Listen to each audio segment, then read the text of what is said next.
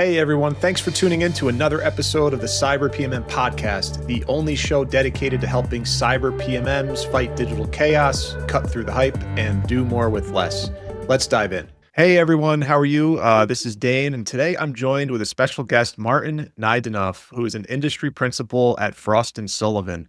He's focused on the cybersecurity industry from a market research perspective, including competitive intelligence, growth advisory. He advises firms on GTM strategy and content, and just really excited to have you here today, Martin. Thanks for joining. Yeah, pleasure to be here. It's actually an honor. It's like my first time being on a podcast. Oh, no. Well, once I learned that you went to Pace, it was like, we got to have you on. I got to have you on because there's not too many of us out there, especially in cyber, not too many Pace alumni. So yeah, for sure. Yeah. We gotta stay strong together. That's right. That's right. And for those of you that don't know, Pace is a smaller school. It's in the New York area. Our mascot is called the Setters. So we weren't really that competitive in terms of sports because we didn't have the best mascot, but definitely a fun That place. was the reason. Yeah. Yeah. Well, let's talk cyber for the audience, just to get to know you a little bit more, Martin. Why don't you give us your background in terms of, how you got into the industry in the first place, right? Yeah, I mean, kind of like an unconventional path, if I think about it. It started like really 15 years ago. I was in research kind of all my professional career. Right after Pace, I had like different jobs, like focusing on finance research, international finance, private equity, real estate. So I was always like an analyst, moving from industry to industry. But I was always fascinated by technology, and I kind of was like looking for a path to get into technology research. And I think also started simultaneously like that was like the moment where I started my computer engineering degree. So I was already at Pace, did my bachelor in economics, then I did my master's in Hawaii Pacific University for international business. And I thought, you know what, it would be nice to just go back to school and do something else. So I wanted to just do computer engineering on the side. And that was kind of like the nexus where I was like connecting the dots, like, okay, I have a little bit of technical understanding. Then we tried to like now switch into cybersecurity and technology in general. So in the past 5 years, I focused on B2B SaaS solutions, and then over the last 3 years, almost, I was focusing specifically on cybersecurity. Just researching the markets, the prime competitors, helping out with advisory projects, and helping product teams and product marketers with their marketing strategy. Very nice. Yeah, I'm definitely jealous. Were you actually in Hawaii for that degree? Oh yeah, There you go. And it was such a drastic change, obviously, from New York, moving down to Hawaii. Beautiful experience. Like in New York, you know how it is. Yeah. Like they meet you like, hey, what's your name? And then what do you do for a living? So I can categorize you in which financial Right. bucket you are. Hawaii is like, what's your name and what do you do for Yeah. fun? You know? Yeah. Totally, like 360 or 180 difference. So, well, Mm. when it comes to that history, it sounds like you kind of dove into the computer science aspect a little bit too. So, I'm sure with all the things we'll touch on this a little bit later with all the advancements in AI and things like that, and that impact in cyber. But before we get there, Yeah. maybe we could talk a little bit about the market in general before we get into the technological aspect. Because as an industry, obviously, there's a lot of change, a lot of movement. There's tons of startups entering. I think Richard Steenen has a pretty good database of all the cyber vendors and products. I think one of my last views of that had about 3,600 vendors and over maybe 11,000 products at this point. So it's a lot to digest, right? And so I was just curious, Yeah. like, how do you go about observing the market in general in terms of like getting a grasp on all the different segments, the categories, the technologies, just to help the audience kind of understand from a researcher's perspective, like how you analyze the market? Yeah. Well, it's a good question. I think there's no perfect way to kind of analyze the entire market. It's just really too vast and too big. So at analyst firms, we have people that focus on specific subdomains, right? Cybersecurity is obviously an umbrella term, and then you have so many different categories of vendors, partners, investors, even, right? So to understand the entire ecosystem is almost impossible, right? Unless you have help with AI and have a comprehensive database. But you kind of pick your scope. So I kind of focus mostly on cyber threat intelligence or threat intelligence and exposure management vendors in the market, how big the market is, who are the main competitors, etc. Okay. So you create this first initial scope, like the funnel principle almost, and then you narrow it down. Okay, so maybe like keyword search on Google, you kind of keep up with the latest trends. So you get like automatic alerts, check on LinkedIn, follow the right people in the right ecosystem, read the news articles. So that's how you kind of stay on top of the industry. And obviously, for our market research we do at Frost, like you always have to interact with the vendors. So we have on a uh, regular period, like we have just briefings, product briefings, calls to just keep up to date with what's going on. Cool. Now, the threat Yeah. intelligence space has always been interesting. I remember at Optiv, we had this threat intelligence center. It was called like the GTIC, and there was a team of people that were in the SOC, ex-intelligence agency. You know, they used to work for the agencies, and now they were private side doing intelligence things. And that like one of the coolest experiences I ever had in the industry was following one of the lead threat intelligence people into the SOC. And as he was badging in, he looked at me and said, Mm. like, welcome to the dark side, and there was this feeling of like, oh, Yeah. cool, that I'm in the intelligence area, like the secret area. Um, Yeah. so for the threat intelligence side, like at that time, I remember there was a firm, um, I can't remember the name, but they specialized only in threat intelligence. And there was a bunch of them at the time. This was like 2015, 2016. Are there still a lot of Mm. standalone threat intel vendors, or have they all been acquired? Or, I know there's like Yeah. recorded futures that have gotten really big. And what are you seeing in that segment? Well, it's definitely becoming quickly commoditized, right? So threat intelligence in the traditional sense, back in the day was just more just intel feeds, right? So you Right. just like get IOCs and that's it, but it wasn't really actionable. And but that was like kind of like the easiest low hanging fruit for cybersecurity providers. Everybody can offer threat intel, right? So you have anybody who offers an appliance produces some type of data that can go be capitalized and converted into a threat intel feed. So kind of everybody jumped on that bandwagon in I guess a couple years ago when you first mentioned that. But then over time, it's like, okay, now that's being commoditized. What else can we do? Let's make it a little bit more actionable, right? To provide more context, have more visibility into the dark web. It's like combining all the different sources of intelligence. There's social media intelligence, what's going on in the dark web, public, private sources, telemetry data. Um, so combining everything and then providing an actual user interface. And going back to kind of what's going on, it's like it seems like now the next step is like unifying, combining threat intelligence with exposure management. So a lot of the pure play vendors, they don't really exist anymore because they are now creating their own, for example, digital risk protection, external attack surface management use cases. So like it's becoming this platform of what I like to call external risk management. So they have external risk management platforms. So there's a very small percentage of pure play cyber threat intelligence vendors. Most have moved on beyond that.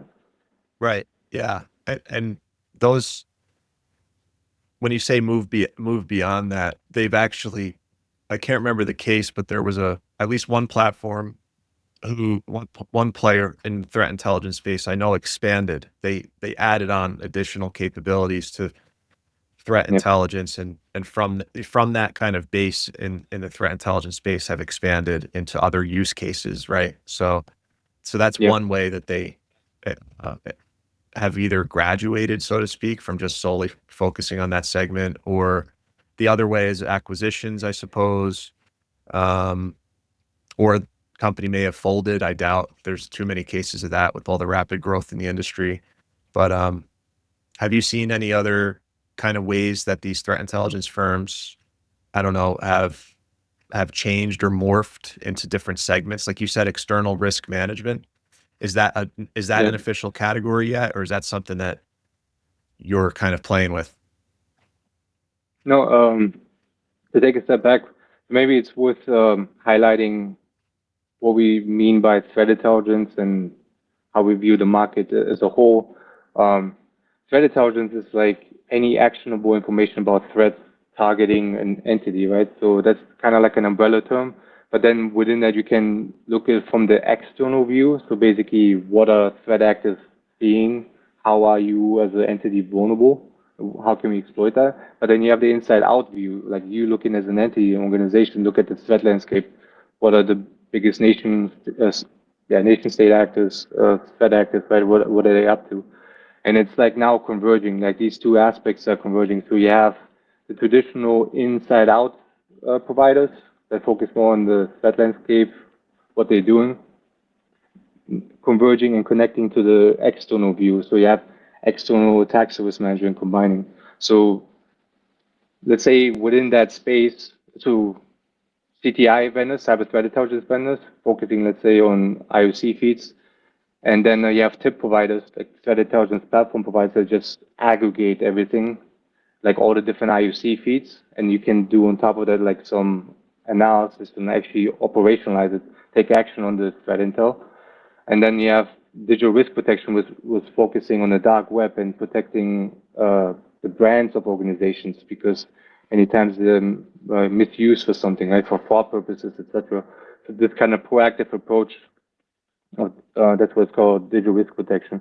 And then we see this convergence happening between all these four subdomains of threat intelligence, converging in what we like to call external risk management. For us, we already have like a Frost Radar, it's like benchmarking report out there, where we like benchmark the top vendors in that space, and it's rapidly evolving, right? So there's always constant change. There's more companies coming out, starting from the ground up as an external risk management solution, or some like let's say a point solution provider coming from external attack risk management now offering their own digital risk protection use cases.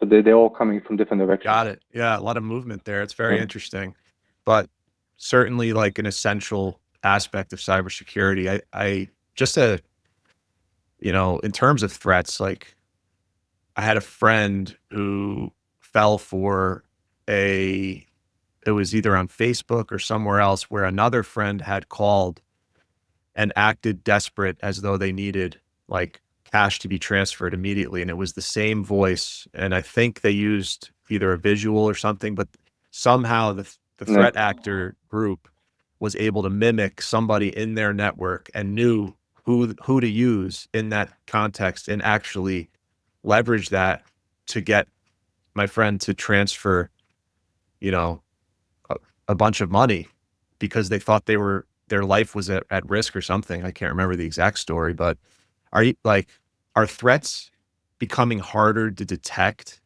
these days with like these like threat actor groups becoming more advanced using AI tools and things like that? I mean, I would definitely say so. It's not the Nigerian prince anymore, right? So it's like you can phishing emails, for example, they're not written with typos, and it's very difficult sometimes now to actually distinguish a legit email from a phishing email. Like I mean, this is what I do at primary cover in cybersecurity, right? And I still sometimes I'm not sure if that's real or not. So Right. I think I would say it's definitely personally it's getting more difficult. But then you have on top of that the technology aspect of, I mean, yeah, like I don't know if you saw the latest release from ChatGPT, like creating Yeah. videos and you just prompt in. I mean, there's no more, like really for me, for the naked eye, I would say there's no difference anymore. I couldn't, I don't know if that's a real Will Smith eating spaghetti now or, like a Right. fake person. So imagine, and I read somewhere, I forgot where it was, but like basically AI only needs like 3 seconds of your voice to imitate your entire basically way of like speaking. Oh, yeah. And imagine like you have a podcast, right? Oh, So like yeah. you have multiple episodes, hours of Yeah. talking. They could easily create a digital copy of Dane and Okay, so use it yeah, be for careful out there. that It's reason. probably not me. It's probably not Martin. It's Exactly.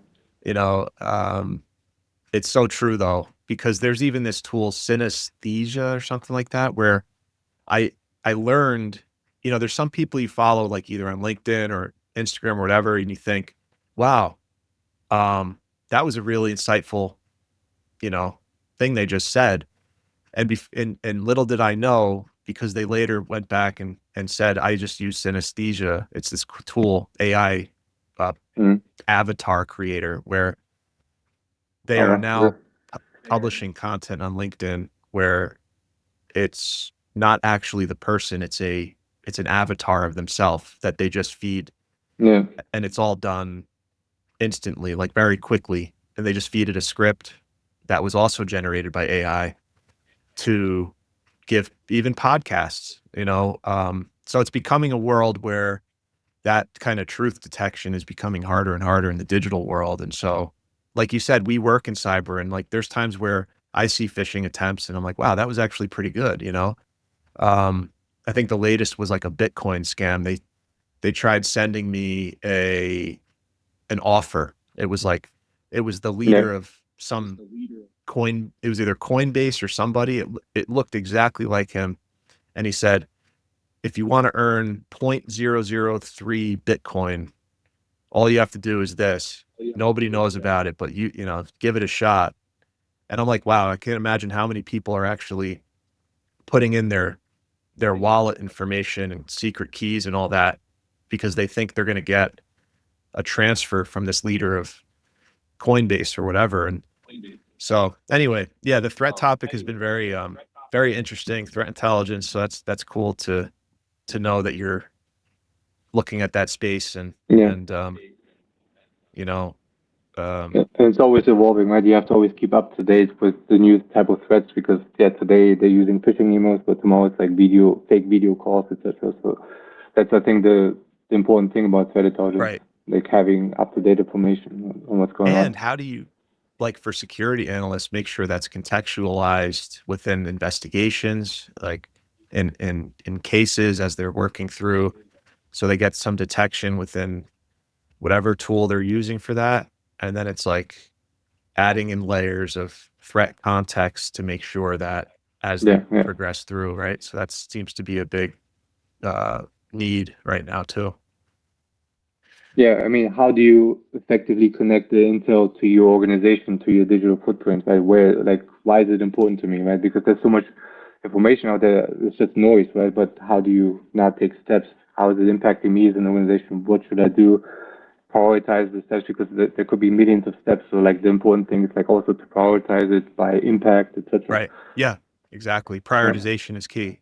Where do I act first? And maybe that's one of the reasons, maybe we can switch to this now, but it's like maybe that's one of the reasons why AI is seen as such a potential instrument for intelligence and SOC analysts to use, because prioritization and false positives and bandwidth, too many alerts, the promises of automation, like even as yeah, far as 8 years ago, it was always like, well, automation is going to help reduce this. But the problem was that it was very hard to implement and engineer and get all of that configured for the analysts in their environment.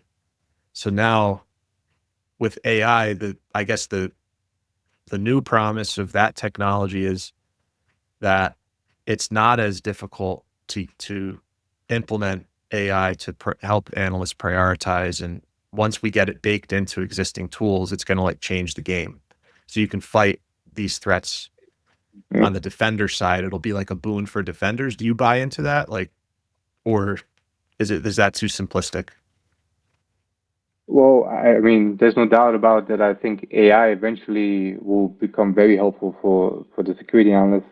I think for now, just people are still very skeptical. I mean, I talk to customers on a regular basis, and there's such disconnect. For example, vendors that are kind of hyping up the AI-enabled solutions, right? Like, and remind me of that later because that's actually a tip I have for product marketers. But basically, jumping on the bandwagon, right? Like, okay, our AI solution, and we have all these fancy AI features, and then you talk to the actual customers, they haven't even touched it, but like they didn't use the AI assistant at all, like because they don't trust it yet. So it's like bridging that gap over time and having a proof of concept, and maybe going over with the customers and organizations directly, like how to use AI effectively, how to double check if it's actually giving the right output, etc. Um, that's kind of like the current challenge, I would say. But over time, I think will be definitely helpful for security analysts.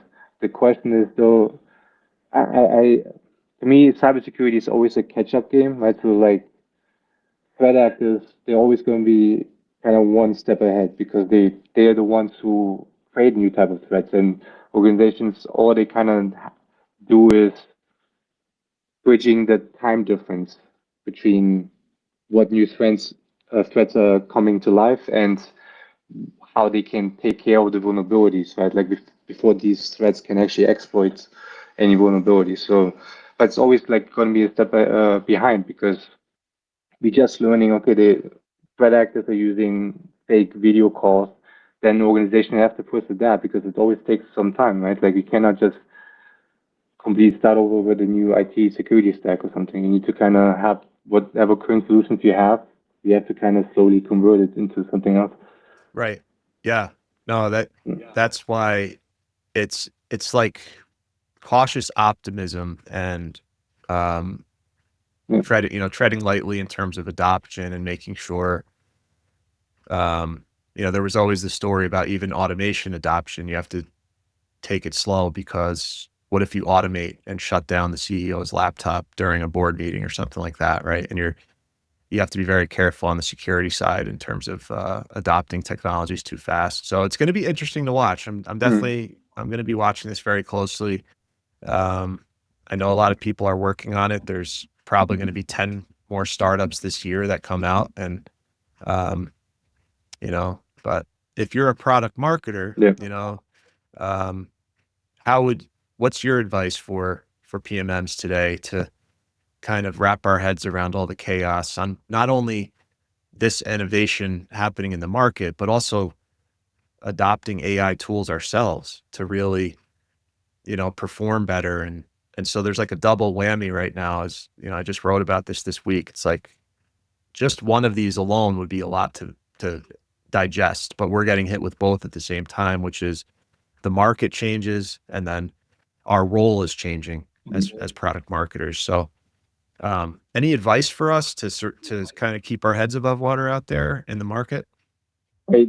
Are you talking about like leveraging AI for product marketing functions, or how to keep track of the AI trends? I think both. It's like because we're trying to do both at the same time.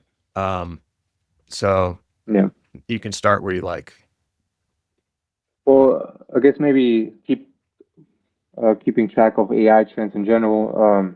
It's like kind of what any analyst do is like keeping a finger on the pulse, right? Like put some Google alerts on keyword searches, right? Like follow the right channels. Like on Instagram, even I follow like AI Evolve or something. Some basically the latest AI updates, right? It doesn't have to be just Right. ChatGPT related, but anything like also video. I don't know if you know about that channel. On LinkedIn, there's a lot of great Yeah. sources.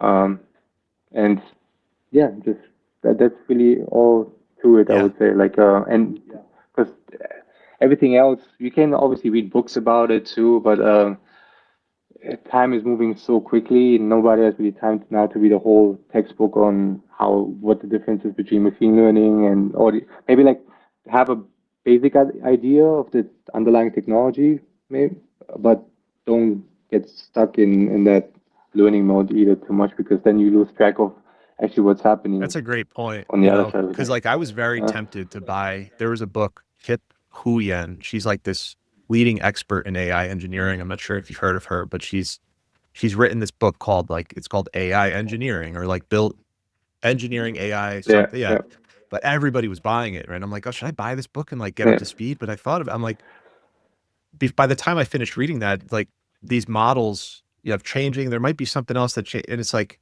am I really trying to become an AI engineer here? Or is this really about just yeah, yeah. understanding how customers are going to be adopting AI and how they securely use these new tools, right? And so, yeah, I agree with. It's like anything else; you can really like get lost down the rabbit hole pretty quick. Yeah, I mean, especially, I mean, I feel like I know how you feel because this is happening to me as well. Like, if you, as a curiosity-driven person, Yeah, right, you kind of sometimes go over yeah, the top with things. I bought the CompTIA book to just like read up on it just for fun, and but then you kind of get lost and yeah, then can follow up with everything else. yeah. But The struggle's real it's a for sure. balancing It's act. like, Yeah. you know, you emerge after several hours. You're like, why did I just spend that much time researching this obscure topic? I mean, I started my computer engineering degree just for fun, and I still didn't finish it because like it's just working full time and doing computer engineering is just hard. You have other responsibilities. Like at Pace, when we went there, like it's completely different from economics or marketing. It's engineering is just another layer, I would say. Absolutely. Yeah, I remember when they launched, it was called like the Seidenberg School of Computer Science. Yeah, Yeah, I was at the yeah, I yeah. think it was like the opening. I remember it was Ivan Seidenberg who donated like $20 million to launch that school. And he was like the CEO Mm. of some telecom company at the time. I can't remember, but it was a very exciting event because Pace was not historically known as like computer science. It was more, yeah, I think Yeah, it was like finance business, accounting. right? Like it started as like an accounting, Oh yeah, yeah, accounting. like Yeah. 100 Mm. years, like 1906. And um, it was an interesting time. Um, yeah. So, and I think they're doing, just to close that, I think they're doing more cyber stuff. Is Pace into cyber now? I think they have like a program for that. Good question. It's I'll been so check. long since I actually kept up, but yeah, I would think so, but I'm not sure. Doing a quick search. They do. It's a, hold on.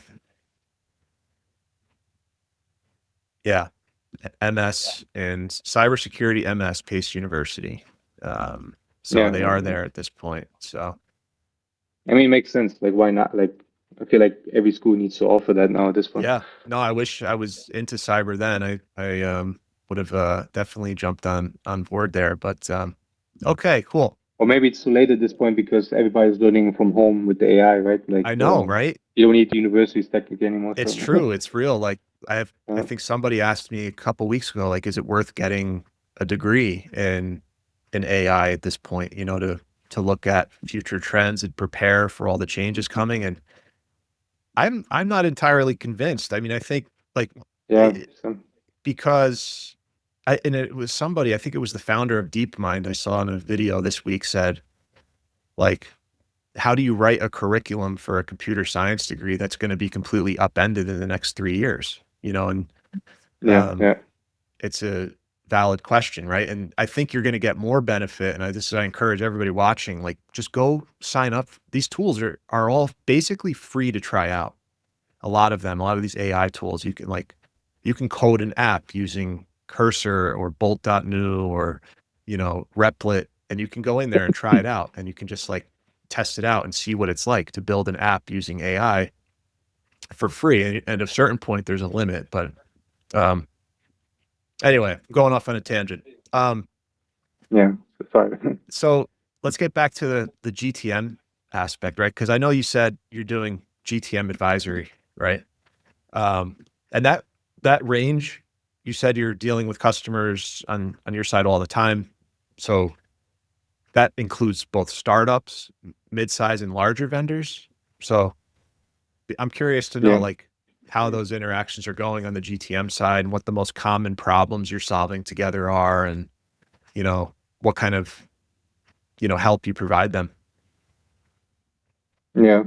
I would say, again, it really depends on the size, and sometimes there's overlap in terms of what the nature of the advisory project or the interactions we have with our clients. Um, so, like large companies, large enterprises, they usually ask us for, custom market research on specific topics, like let's say, how big is this market going to be in maybe Singapore 5 years from now, right? Like very specific type of thing where, like, as an enterprise yourself, even though you have a huge product marketing team, maybe a competitive intelligence team, they need to kind of outsource that aspect because we just have more the economies of scale. So we do a lot of ad hoc custom research for larger enterprises, but then when you kind of go into the mid-market or smaller entities, we also do the scope is a little bit larger, more comprehensive in terms of like how big is the market, total addressable market, what's your ideal customer profile. Then you kind of create this also funnel type of analysis, like okay, these are the organizations that have your pain points, narrow it down further. Do they also have the budget? Are they ready? You know, narrowing it down. Who startups should target? Is their current solution actually competitive, or is this replicating other people's initiatives? You know, like this type of analysis, a SWOT analysis, and how to go to market, right? Like what messaging should be done, which channels should we use? Should we write a white paper about it, maybe a case study, something else? Like where should we market on LinkedIn? These types of scenarios. It's very custom and comprehensive depending on the client. Wow. I mean, that sounds like a PMM's best friend, to be honest. I mean, all the stuff you just mentioned. Yeah, I mean, a lot of that is in what a we sense, need it's to know, right? an Yeah. extension. Yep. We have to know like the Yep. ICP market sizing. Is there an opportunity? What's our differential? All that stuff that's right in our wheelhouse. So very, very cool. Yeah, I would say this like sometimes also a misconception of what analyst firms do, right? It's like they're like they do a lot of different things. Like they have to wear many different hats. You're like a thought lead on one hand, but you do competitive intelligence. You advise clients on go to market, right? Like all these things I just mentioned. So it's like almost like an extension of product marketing, right? Or like in-house versus outsourcing, like a marketing agency versus like in-house agency. No, and Marketing Frost and Sullivan is known for that, like rigorous kind of research. I remember I worked for way back in the day. One of my first jobs in the corporate world was for a company called Carlisle Companies. They were based in Shanghai, and they were trying to figure out Asia Pacific, like what markets are good for the products that they offered. And they brought in Frost, right? Because Frost came in and did this whole like study and the database that they brought in of all this information they had, it was incredible. That first opened my eyes. And so Frost has been around for a long time doing this. So, yeah, over 60 years for this one. 60? Oh, Yeah, wow. yeah. I didn't know it was that long. Yeah. Okay. Cool. I learned something new. Yeah.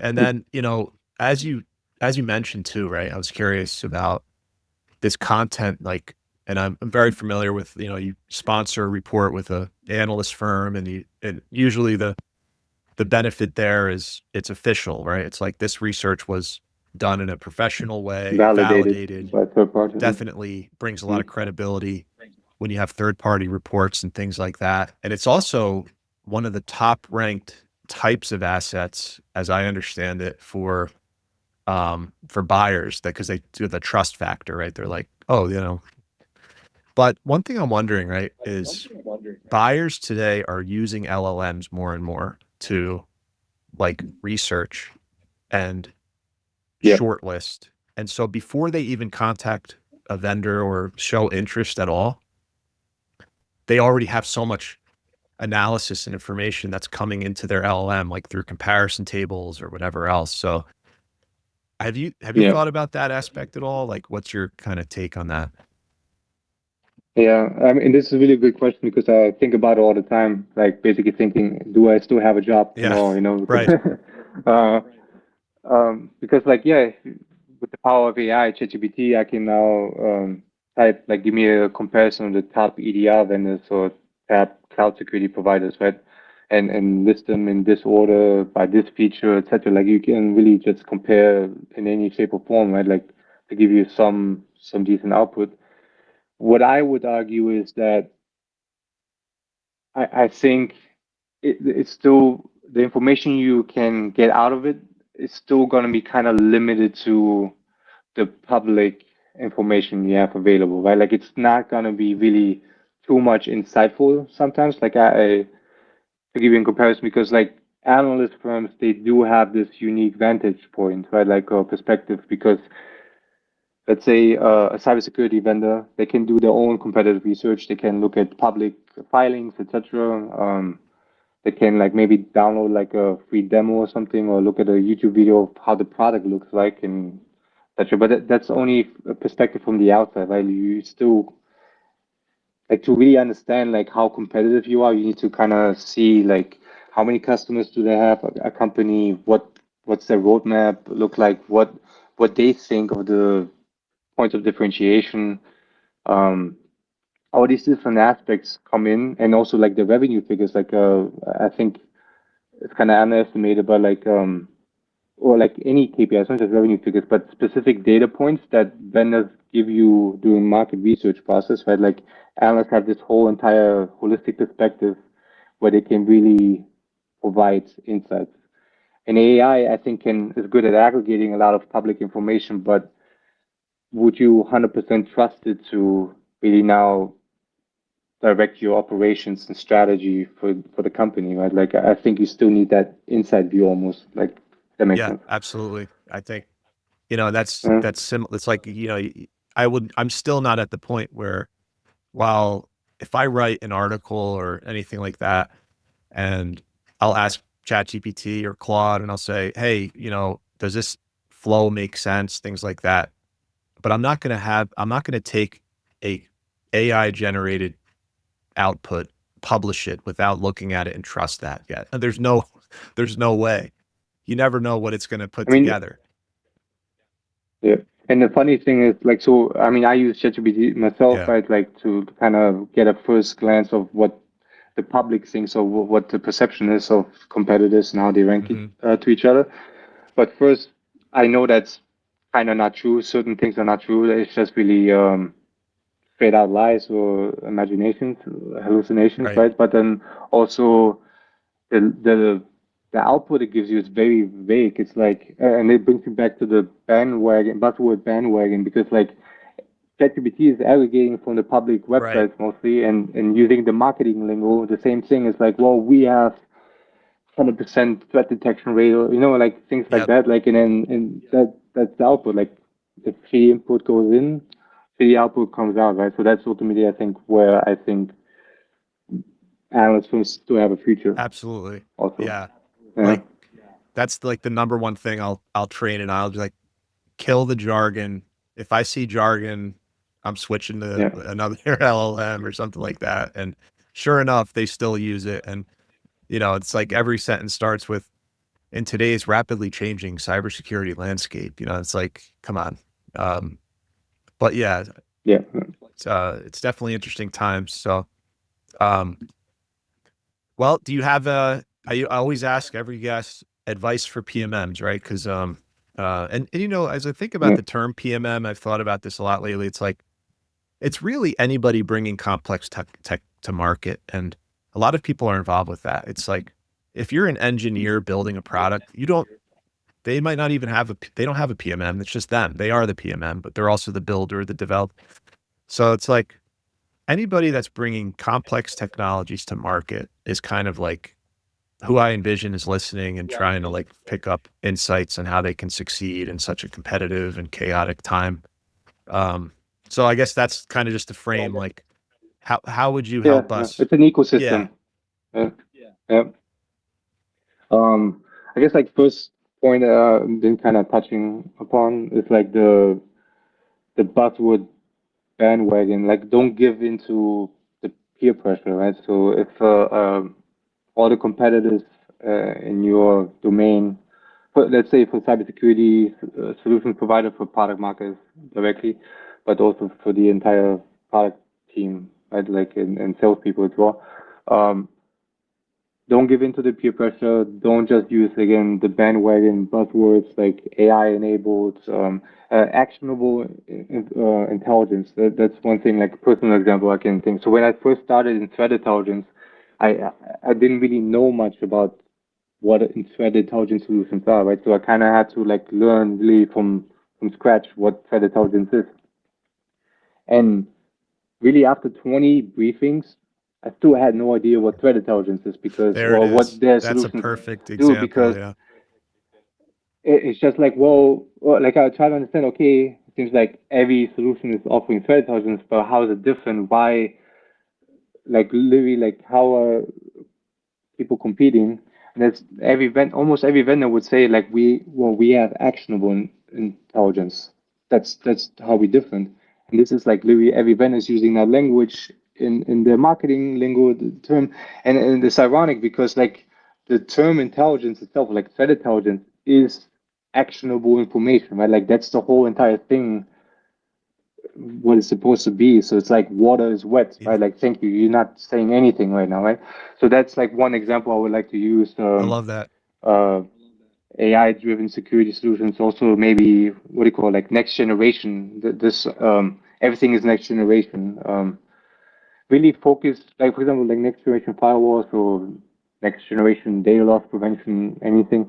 It's like times are changing, but the function is kind of more or less the same, right? So why come up with new terms, right? Like stay grounded in the essence of what you're actually trying to accomplish as a company, as a solution, as a product manager, right? Like you start off with the question of what problem are we solving, and you name that product that, kind of like just go back to the basics in a sense would make I would say like product marketing much more efficient, more effective with buyers, right? Like because buyers see through the bullshit, right? Like every time when I see a product marketing article or like anything that's kind of written in a very vague like way, I think have you seen Silicon Valley? Yes.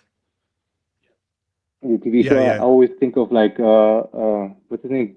Golfo, the cybersecurity analyst, like the one with the Oh long yeah, hair. yeah, yeah. Like the no Guilford. nonsense guy that sits there and like, yeah. Yeah, no, it's just like I think I see you then a salesperson coming up like, oh, we have the best solution, and then like they know exactly what you're saying, like they don't believe it, right? Yeah, So that's it's a like good why I love even that. It's like attempt maybe it? we should Like just call it the Guilfoyle test. Like if you were to if you exactly, were to yeah. present your product to him, that's a great one. I like that. Yeah. And another point, I have a couple of points, but like another point will be like don't drink the Kool-Aid. It's kind of related to Hmm. that. Like really what I would recommend is like be your product's biggest skeptic. Really just like take it apart. Like why do we actually need this feature? What's so special about this? Really ask these questions beforehand and try to answer them for yourself and then come up with that marketing strategy, right? Like what the messaging, etc. Because I think again, people get lost. Well, other people are doing that. Uh, Also search engine optimization, right? Like we need to also use these terms because otherwise, like how are we gonna be visible, etc. But I understand that type of aspect, but like still go back to what's really important, communicate the value. In a sense, it's really like that's what marketing is about, right? It's communicating value, and I think a lot of people kind of lost their way over time and focus more on perception. We are always the best. One example is we external attack surface management, right? Like as a concept, so we have external attack surface management providers that focus more on external attack surface, right, as the name suggests. But then we also have attack surface management. And then you have continuous threat exposure management. So I started a study on external attack surface management, and then first you kind of have a lot of providers that wanted to be part of it, but then they realized, well, everybody's using attack surface management now. It's a little bit more holistic, even though they don't have a entire attack surface management solution. So everybody wants to be called now an attack surface management provider. And then afterwards, even like throughout like 4 months, like the messaging kind of changed, and now it's like we're no longer just an attack surface management provider. We are a continuous threat exposure management provider, even though it's more of a framework. People are going in that direction already, calling a platform that, and don't give into the pressure. Be skeptical. Don't overpromise things. Don't drink the Kool-Aid. That's another point I would say. Um, what else? I think is yeah, kind of going back to that as well, like understanding your customers. I don't know. I understand like there's a lot of things going on, but I would make it a habit to actually directly talk to the customers during the sales calls, join customer success calls, and really understand the workflows, the pain points based on that, because then your messaging just gets so much better. And I think not a lot of people do that. It's not enough to just go into your CRM system and read the comments of what salespeople wrote for those. calls. You know Yep. what I mean? Like go Yeah. really, Like because using that's like, Gong or yeah, some other tool that, yeah. Hmm. exactly. So Yeah. your point is make sure you actually spend time with the customer, the user, and actually hear from them or see them. And, I did write a little bit about this because sometimes it is a struggle for marketers or product marketers to get access to that conversation, right? Because like this sales team might be like guarding that relationship, Yeah. things like that. But there's a lot of ways, right? There's customer advisory boards at companies. There's events are a huge one, like user events you can meet 30 customers. I guess you have to be a mid-sized, larger company. I mean, for startups, still you have events that you're participating in and things. But and I think in a startup environment, it's different because you're like, if you are hired as like a solo or a PMM at a startup, you're going to be like the only PMM there. So you're probably going to have a lot of customer interaction anyway, because it's such a smaller Yeah. organization. So I love all that advice you gave, by the way. I'm going to make sure that that's part of the show notes, and I'm going to I appreciate it. make sure that that's highlighted. There's also one last thing I would Mhm. say, and this is kind of again going connected to understanding the customer. But when I talk to customers, they usually have a hard time measuring the success of the security solutions, right? Like quantifying the tangible benefits of the security solution. So many times I talk to customers and like I would like to understand the actual benefits that security solution provides, and then it's sometimes it's really like, well, we're staying out of the news. I don't, it makes life easy, but I couldn't tell you now what percentage they reduced the attack surface by, what percentage maybe they reduced alerts or something. I think that mindset is still missing in the cybersecurity industry. And I think that I know why. It's because I think cybersecurity itself is not a profit generating function, right? So the people in there like more technically gifted, they don't think about the business aspect of things. But sooner or later, now with CISOs like joining the board, right? They have a seat at the board. They have to justify cybersecurity spending, justify every solution. You need to provide a framework for to calculate return on investment. And I think product marketers and cybersecurity solution providers, the analyst firms, they need to do a better job to work with the organizations and customers to provide kind of like a framework for them to calculate the return. I'm thinking even like come up with a return on investment dashboards for your security solutions. Like threat intelligence providers, some do like, okay, you have 10 commercial feeds, you pay like 80,000 for each feed, but these two feeds offer you the same information, or like this feed is you don't really utilize, you can actually eliminate that, right? So that's a return on investment type of dashboard where you can save, like you can say literally to the CEO, like we saved just $80,000 because of the solution. Or another cybersecurity vendor, they can measure by how much money they saved in credit card fraud prevention. Because like every year, let's a bank loses a certain amount of money, 500,000 annually. Let's say that's on average. Because like credit card credentials get leaked on the dark web, and then that's how they lose the money. Because of that intel, you can kind of calculate. Those are like estimates, but still, it's better than nothing. Like you're not just guessing. You kind of have an idea of how valuable this actual solution is, not just to your security team, but to the entire company. Yeah, I love that point, and I've seen that it, incorporated in certain products in the past. Um, and it's hit or miss, right? Like an analyst might not care about an ROI dashboard, but you're not targeting the analyst, for example. So yeah, I like that I advice. mean, yeah, this doesn't have to be just how it can be literally like alerts, like how many Oh, by right, like time series data on over time, how much you reduce the attack surface. I know right. people, vendors already coming up with that, but then also it's about coming up with more new ways and product markets as well, like how to communicate the value in the framework. Yeah, So security analysts think more like that, like with the business in mind as well. absolutely. Like full utilization, and yeah, this is great, great advice. And um, well, any questions for the audience, Martin? Anything that you want to, not questions, but requests? So do you want them to visit any Well, type of asset to learn more? Can they connect with you on LinkedIn, things like that? yeah, definitely connect with me on LinkedIn. I hope you guys enjoyed the conversation. I'm also going to be at the RSA this year. I Oh, don't know cool. about you, Yeah, I'll Dane. have Are to you going to find be you there. there? I'll be there. Yeah, okay, let's grab coffee or beer or something. Yeah. But yeah, if you guys, for the audience, if you're around in RSA, just say hello to me if you see me, and yeah, maybe we can grab coffee. All right. Martin Naydenov, thanks so much for joining. Really appreciate all your insights today. And yeah, thanks to everyone for tuning in. Well, that does it for this episode of the Cyber PMM Podcast. If you found this episode valuable, please subscribe, leave a comment or review, and let's connect on LinkedIn. Be sure to check out cyberpmm.com for more resources. And you can also subscribe to the Cyber PMM newsletter on Substack and LinkedIn to keep up to speed with everything you need to fight digital chaos, cut through the hype, and do more with less. See you next time.